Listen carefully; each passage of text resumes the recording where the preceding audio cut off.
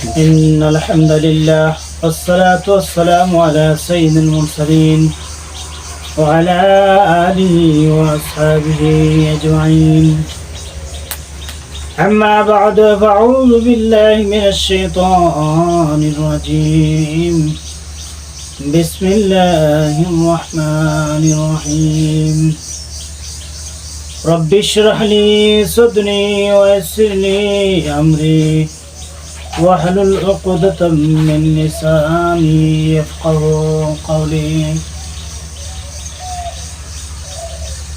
অনুপস্থিত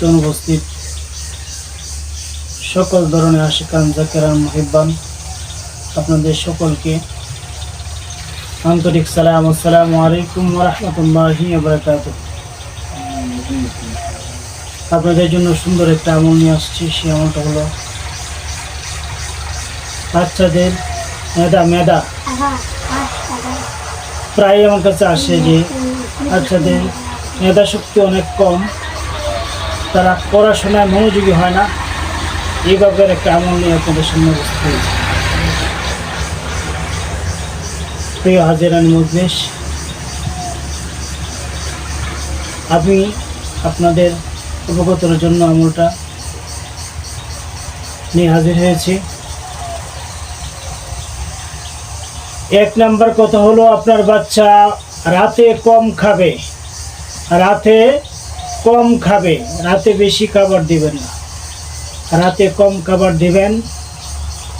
তাহলে দেখবেন আস্তে আস্তে আপনার বাচ্চার স্মৃতিশক্তি, মেধা শক্তি ইনশাআল্লাহ প্রখর আকার ধারণ করবে। এক। দুই হলো, বাচ্চাদের যে ডিম খাওয়ান আপনারা, ডিম ওই ডিমের সাদা অংশ খাওয়াবেন। দুই, বাচ্চাদেরকে যে ডিম খাওয়ান এই ডিমের সাদা অংশ খাওয়াবেন। ইনশাআল্লাহ আপনার বাচ্চার মেধা শক্তি, স্মৃতিশক্তি প্রখর আকার ধারণ করবে। তিন, আপনার বাচ্চাকে নিমের ডাল দিয়ে মিশ্রক করার অভ্যাস করাবেন। নিমের ডাল দিয়ে মিশ্রক করার অভ্যাস করাবেন। ইনশাআল্লাহ আপনার বাচ্চার স্মৃতিশক্তি, মেধা শক্তি প্রখর আকার ধারণ করবে। 3 নাম্বার।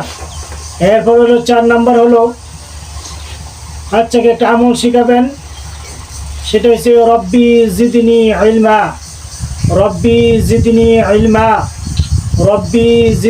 ইলমা। এটা সকালে 7 বার এবং বিকালে 7 বার, সকালে 7 বার এবং বিকালে 7 বার।